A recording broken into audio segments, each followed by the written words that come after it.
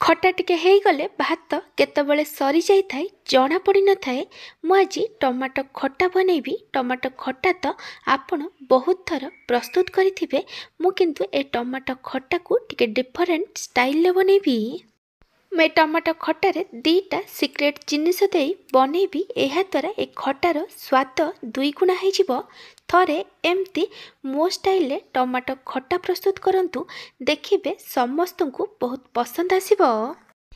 ମୁଁ ଏ ଖଟାକୁ ବିନା ପିଆଜ ରସୁଣରେ ବନେଇବି। ଏହାଦ୍ୱାରା ଆପଣ ଆକୁ କୌଣସି ବି ଓଷା ବ୍ରତ ଦିନ ପ୍ରସ୍ତୁତ କରି ଖାଇପାରିବେ। ନମସ୍କାର, ଟ୍ୱିଙ୍କଲ୍ କିଚେନ୍କୁ ଆପଣମାନଙ୍କୁ ସ୍ୱାଗତ।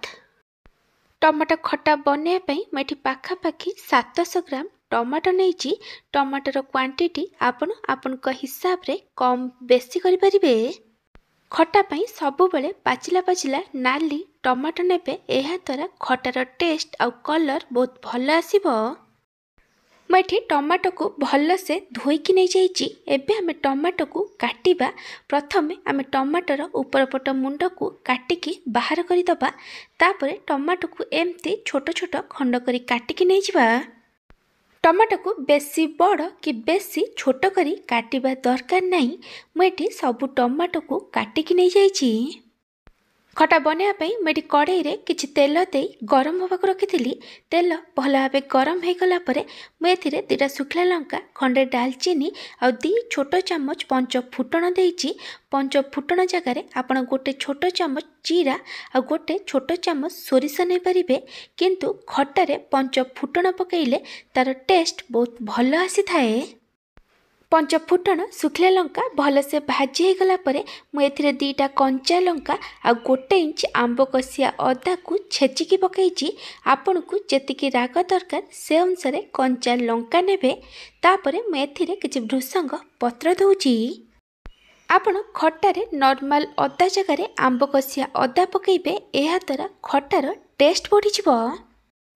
ଆମ୍ବ କଷିଆ ଅଦା, କଞ୍ଚା ଲଙ୍କା ଆଉ ଭୃଷଙ୍ଗ ପତ୍ରକୁ 1ରୁ 2 ମିନିଟ୍ ପର୍ଯ୍ୟନ୍ତ ଭାଜିଲା ପରେ ମୁଁ ଏଥିରେ କାଟିକି ରଖିଥିବା ଟମାଟୋକୁ ଦେଇଦେଉଛି। ତାପରେ ମୁଁ ଏଥିରେ 1/3 ଟେବୁଲ ସ୍ପୁନ୍ ହଳଦୀ ଗୁଣ୍ଡ ଦେଇଛି। ଆଉ ଖଟାରେ ଗୋଟେ ଭଲ କଲର୍ ଆସିବା ପାଇଁ କାଶ୍ମୀରୀ ଲଙ୍କା ଗୁଣ୍ଡ ପକାଇଛି। ଏଇଠି ଅପସନାଲ୍ ଅଛି। କାଶ୍ମୀରୀ ଲଙ୍କା ଗୁଣ୍ଡ ବେଶୀ ରାଗ ନଥାଏ। ତାପରେ ମୁଁ ଏଥିରେ ଲୁଣ ଦେଉଛି। ଖଟା ପାଇଁ ଯେତିକି ଲୁଣ ଦରକାର ତାଠୁ ଆପଣ ଅଧା ଛୋଟ ଚାମଚ କମ୍ ଲୁଣ ଏଠି ପକାଇବେ। ମୁଁ ଏଥିରେ ଅଧା ଛୋଟ ଚାମଚ କମ୍ ଲୁଣ କ'ଣ ପାଇଁ ପକାଇଛି ମୁଁ ଆଗକୁ କହିବି। ଏବେ ଆମେ ସବୁକୁ ଭଲ ଭାବେ ମିକ୍ସ କରି ଟମାଟୋକୁ 2ରୁ 3 ମିନିଟ୍ ପର୍ଯ୍ୟନ୍ତ ମିଡ଼ିୟମ୍ ଫ୍ଲେମ୍ରେ ଭାଜିବା। ଏଠି 2ରୁ 3 ମିନିଟ୍ ହେଇଗଲାଣି। ଏବେ ମୁଁ ଏଥିରେ କିଛି କିସମିସ୍ ଦେଉଛି। ତାପରେ ମୁଁ ଏଥିରେ 8ରୁ 10ଟା ଖଜୁରୀ ପକାଉଛି। କିସମିସ୍ ଆଉ ଖଜୁରୀ 2ଟା ଯାକ ଅପସନାଲ୍ ଅଛି, କିନ୍ତୁ ଖଟାରେ ପକାଇଲେ ତାର ଟେଷ୍ଟ ବହୁତ ଭଲ ଆସିଥାଏ। ଏବେ ଆମେ ସବୁକୁ ଆଉ ଥରେ ଭଲ ଭାବେ ମିକ୍ସ କରିଦେବା।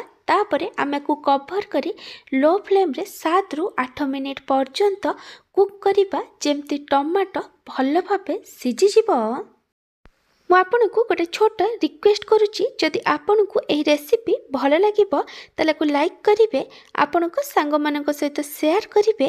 ଯଦି ଏପର୍ଯ୍ୟନ୍ତ ମୋ ଚ୍ୟାନେଲକୁ ସବସ୍କ୍ରାଇବ୍ କରିନାହାନ୍ତି ତାହେଲେ ସବସ୍କ୍ରାଇବ୍ କରିବାକୁ ଜମାରୁ ଭୁଲିବେନି।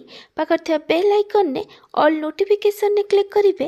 ଏହାଦ୍ୱାରା ମୋ ଯେଉଁ ଭିଡ଼ିଓ ଆସିବ ଆପଣ ପ୍ରଥମେ ଦେଖିପାରିବେ। ଯଦି ଫେସବୁକ୍ରେ ଦେଖୁଛନ୍ତି ତାହେଲେ ଫଲୋ କରିବାକୁ ଜମାରୁ ଭୁଲିବେନି। 7ରୁ 8 ମିନିଟ୍ ପରେ ମୁଁ ଏଠି ଘୋଡ଼ଣୀ କାଢ଼ି ଦେଇଛି। ମୁଁ ଏଠି ଆପଣଙ୍କୁ ଦେଖାଇ ଦେଉଛି ଟମାଟୋ ଏଠି ଭଲସେ ସିଝି ଯାଇଛି। ଏବେ ମୁଁ ଏଥିରେ ଗୁଡ଼ ପକାଉଛି। ଆପଣଙ୍କୁ ଖଟା ଯେମିତି ମିଠା ଦରକାର ସେ ଅନୁସାରେ ଗୁଡ଼ କି ଚିନି ପକାଇ ପାରିବେ, କିନ୍ତୁ ଗୁଡ଼ ପକାଇଲେ ଖଟାର ଟେଷ୍ଟ ଆଉ କଲର୍ ବହୁତ ଭଲ ଆସିଥାଏ। ଏବେ ଆମେ ସବୁକୁ ଭଲ ଭାବେ ମିକ୍ସ କରି ଆମକୁ ମିଡ଼ିୟମ୍ ଫ୍ଲେମ୍ରେ 2ରୁ 3 ମିନିଟ୍ ପର୍ଯ୍ୟନ୍ତ କୁକ୍ କରିବା, ଯେମିତି ଗୁଡ଼ ଭଲସେ ମେଲ୍ଟ ହେଇ ଖଟାରେ ମିକ୍ସ ହେଇଯିବ। ଗୁଡ଼ ଏଠି ଖଟାରେ ଭଲସେ ମିକ୍ସ ହେଇଯାଇଛି। ଏବେ ଆମେ ଏଥିରେ ପାଣି ଦେବା। ଆପଣଙ୍କୁ ଖଟାରେ ଯେମିତି କନସିଷ୍ଟେନ୍ସି ଦରକାର ସେ ଅନୁସାରେ ପାଣି ଦେବେ। ଏବେ ଆମେ ସବୁକୁ ଆଉ ଥରେ ଭଲ ଭାବେ ମିକ୍ସ କରିଦେବା ଆଉ ଖଟାକୁ ହାଇ ଫ୍ଲେମ୍ରେ 1ରୁ 2 ମିନିଟ୍ ପର୍ଯ୍ୟନ୍ତ ଫୁଟିବା ପାଇଁ ଛାଡ଼ିଦେବା। ଆପଣ ଏହି ରେସିପିକୁ କେଉଁ ଜାଗାରେ ଦେଖୁଛନ୍ତି କମେଣ୍ଟ ସେକ୍ସନରେ ଜଣାଇବେ। ଖଟା ଏଠି 1ରୁ 2 ମିନିଟ୍ ପର୍ଯ୍ୟନ୍ତ ଭଲସେ ଫୁଟିଗଲାଣି। ଖଟାକୁ ଆଉ ଥରେ ଭଲ ଭାବେ ମିକ୍ସ କରିଦେବା।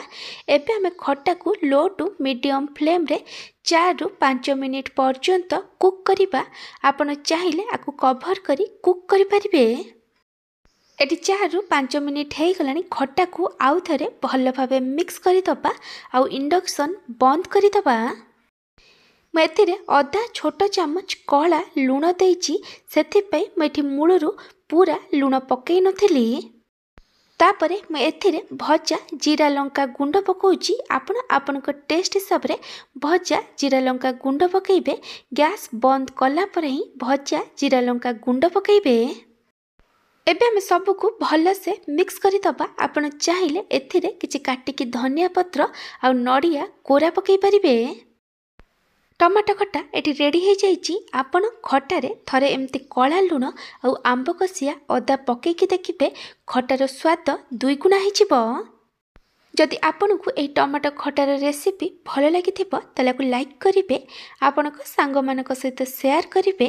ଯଦି ଏପର୍ଯ୍ୟନ୍ତ ମୋ ଚ୍ୟାନେଲକୁ ସବସ୍କ୍ରାଇବ୍ କରିନାହାନ୍ତି ତାହେଲେ ସବସ୍କ୍ରାଇବ୍ କରିବାକୁ ଜମାରୁ ଭୁଲିବେନି। ପାଖରେ ଥିବା ବେଲ୍ ଆଇକନ୍ରେ ଅଲ୍ ନୋଟିଫିକେସନ୍ରେ କ୍ଲିକ୍ କରିବେ।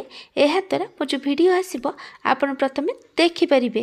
ଯଦି ଫେସବୁକ୍ରେ ଦେଖୁଛନ୍ତି ତାହେଲେ ଫଲୋ କରିବାକୁ ଜମାରୁ ଭୁଲିବେନି। Thank you for watching.